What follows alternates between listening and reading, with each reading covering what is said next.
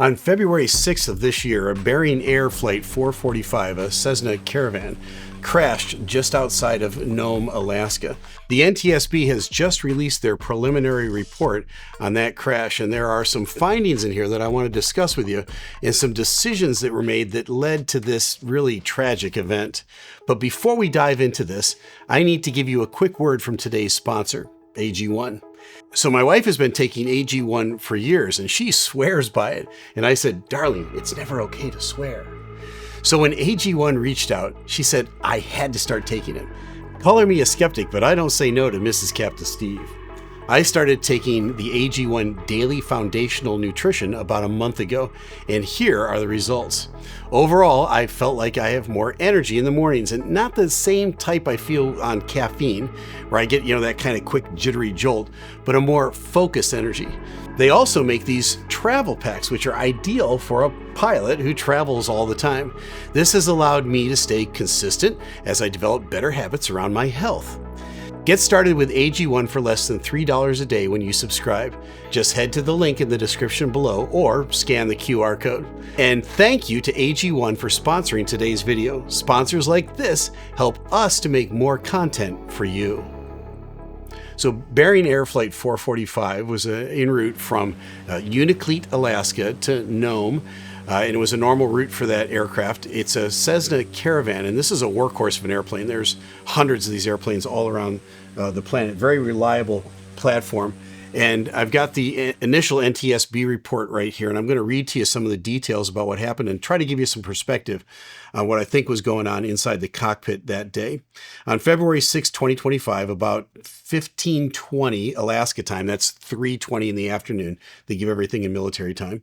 The Cessna Caravan, operated by Bering Air under the flight number 445, was destroyed when it was involved in an accident near Nome, Alaska. The pilot and 9 passengers were killed in that accident. The airplane was reported as a Title 14 Code of Federal Regulations as a Part 135 carrier. So Part 121 carriers are commercial airlines. Part 135s are people that either carry cargo or they're unscheduled operations. That's what this was operating under.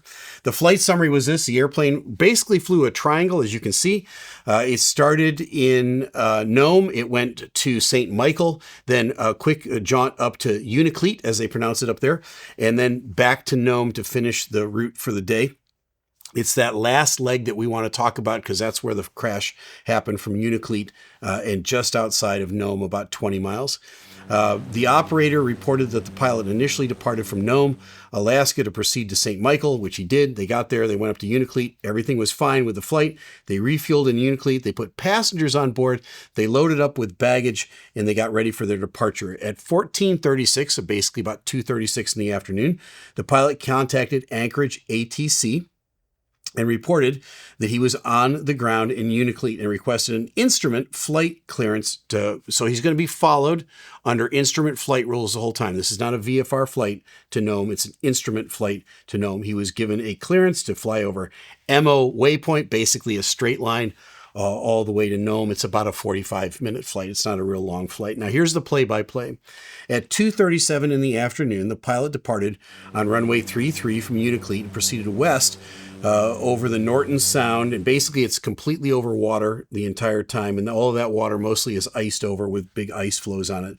The pilot contacted Anchorage ATC, and the controller advised the pilot the radar contact was established. So they had him on the radar at 2:20 in the afternoon. Anchorage ATC contacted Nome, Alaska, and the flight service station up there to inform them that the flight was estimated to arrive at about 3:35 in the afternoon. So basically about 45 minutes later was when they were supposed to touch down. About 2:49 in the afternoon, the flight leveled at its cruising level of 8,000 feet.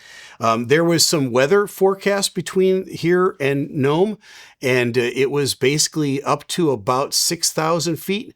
And they were above that at their cruising altitude of 8,000 feet. And now where we are in the progression here is they're about 20 miles into their journey so far.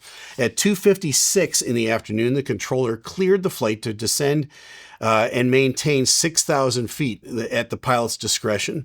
At 3:11 in the afternoon, so he waited a full, probably about 15 minutes before he started the descent.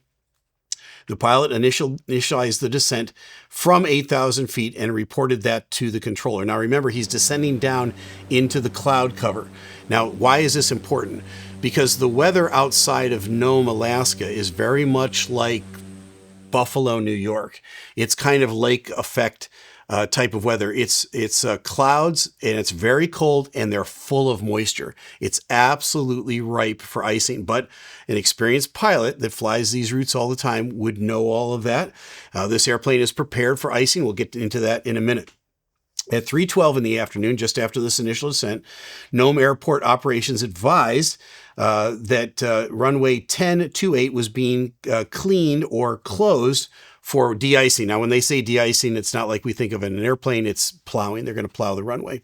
So they've got a little bit of time to wait before the primary runway will open up. At 3:14 in the afternoon, the controller informed the pilot that the runway at Nome was closed, and it was expected to be closed for 10 to 15 minutes. So now the pilot's got to think, okay, what am I going to do to delay for those 15 minutes? The controller added that if the pilot wanted to, he could slow down a bit. Folks, this is called anticipation bias in the business. It's somebody else giving you a little bit of information that they think will be helpful, but you anticipate doing something that might not be in your best interest. The number one bit of advice I got many, many years ago was don't ever let somebody outside your cockpit fly your airplane for you. And sometimes it's in the most insidious little ways. Just a suggestion, you might want to slow down. Well, this Cessna is now going into icing conditions.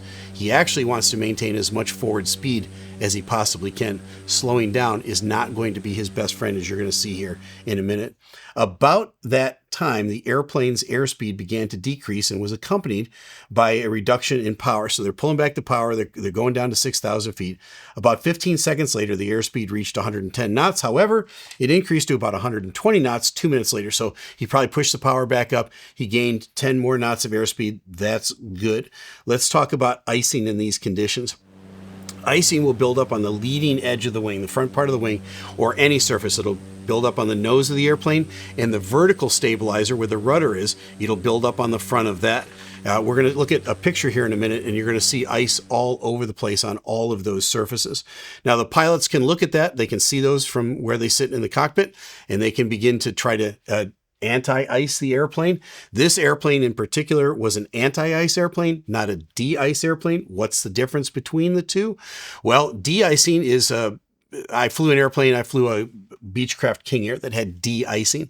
You waited for the ice to build up on the front of the wing, and then you flipped a switch, and it had little boots that would inflate on the rubber boots on the front of the wing, and it would expand and would break the ice. That was de-icing. You got rid of the ice after it formed. Anti-icing prevents the ice from forming in the first place. So they had a system here called TKS, which uses fluid. It's a very nice system. It's got little holes in the leading edge of the wing, and basically you kind of turn the switch on and you send out the TKS anti-icing fluid to make sure that the ice doesn't form on the wing. If too much ice forms on the wing, it misshapes the wing. And all of a sudden now the wing is not producing the lift that it's designed to produce. And that's a bad combination because ice is very heavy. So you have an airplane that's getting heavier because it's building up ice. You have a wing that's misshapen now and it's not producing lift. All of those things can be factors in an icing situation. At 3:16 in the afternoon, the controller instructed the pilot to descend further to 4,000 feet. The pilot acknowledged. Shortly after the airplane began to descend, about 15 or 3:19 in the afternoon, the airplane leveled at 4,000 feet, and the engine power started to gradually increase. So the pilot's pushing the power back up. At that time, the airplane airspeed was about 112 knots. However, it continued to decrease, and this is going to be a problem now. The number I want you to keep in mind is 95 knots. 95 knots is really important. Why? Because according to the TKS anti-icing fluid regime that you're supposed to use, you're never supposed to go below 95 knots in icing condition, according to them. At 3:20 in the afternoon, the controller instructed the pilot to climb and maintain 4,000 feet. Why? He had already descended below the 4,000 to 3,000. So he wasn't instructed to go down to 3,000. Basically, He had begun to decrease in speed. The parameters were this. At the time, he was at 4,000. The airplane's airspeed was at 99 knots. Remember, he was just at 112. He's already slowed down to 99 knots. Remember that 95 knots I told you about? He's 4 knots away from getting into real big trouble here, according to TKS. About 19 seconds later, the airspeed had decreased to about 70 knots, it says. And the altitude was about 3,100 feet. Something's going on, and it's going on real bad with this airplane. So what can we surmise by the parameters that we're given right here from this? Is that ice is built up on the wings, and the wings are no longer producing the lift that they need to. That extra weight on the airplane is most likely going to create something called a flat spin. What's a flat spin? It's different than a normal spin, if you will. A normal spin is when one or both of the wings loses lift and the airplane the wing dips down and the nose drops through and the airplane begins to spin and spiral. A flat spin is basically, it just stops flying.